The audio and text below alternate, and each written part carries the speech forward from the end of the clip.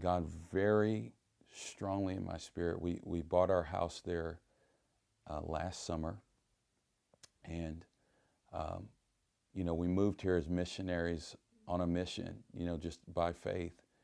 But when we bought our house, that was the first step.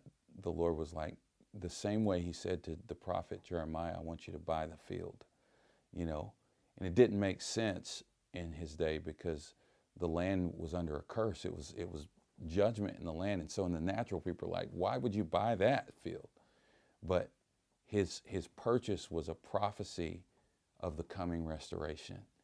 And to us, the home values had plummeted, and Ferguson had some beautiful homes, but in the natural, it's like, who wants to move to a city where all this has happened? And so values had dropped, businesses were exiting, and the Lord goes, no, I want you to buy the field.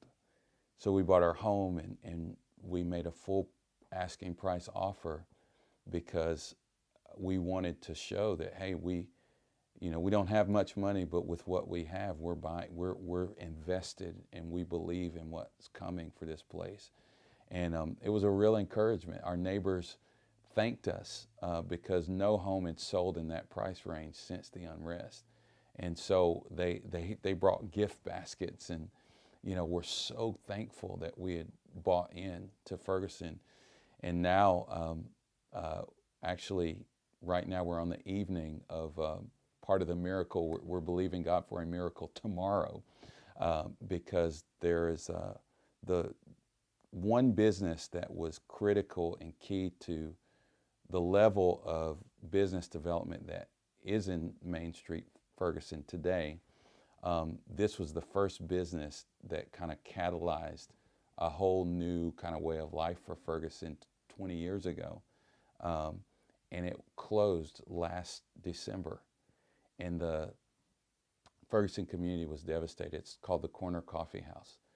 And this was the gathering place for the whole community. The only coffee shop in Ferguson. There's now a Starbucks, but it's on another side of Ferguson and not very accessible to the community.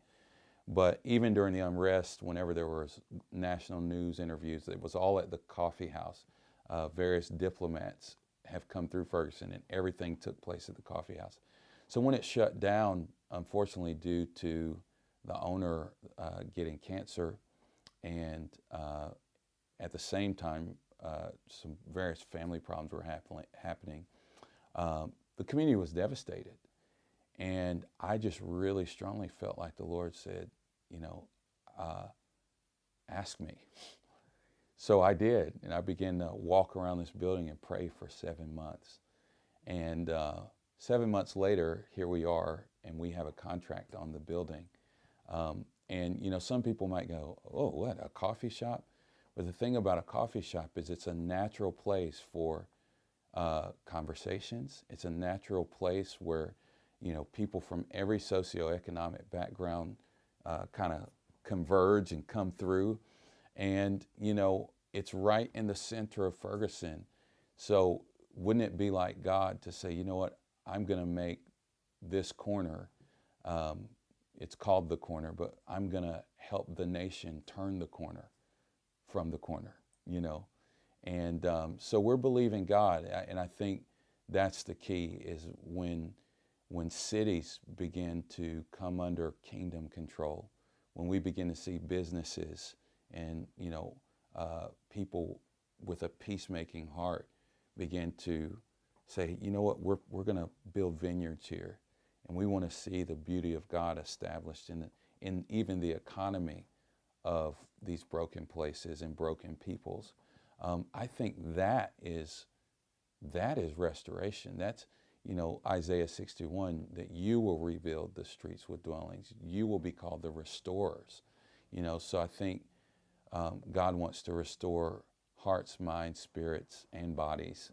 And so we're just trying to believe Him and walk this out in faith to be a part of the reconciliation of all things unto Christ. Haggai, it says, you say it's not time to rebuild. My house lies in ruins. And that's the thing. This opportunity opened to us, and I just see it's part of modeling reconciliation is when we, and Dr. Perkins says this well, you know, he says, you know, why are you spending all your energy trying to change a broken system? Just raise up a new one. Just, you know, and that's it. Let's build a city within the city, you know, and see kingdom commerce and kingdom culture.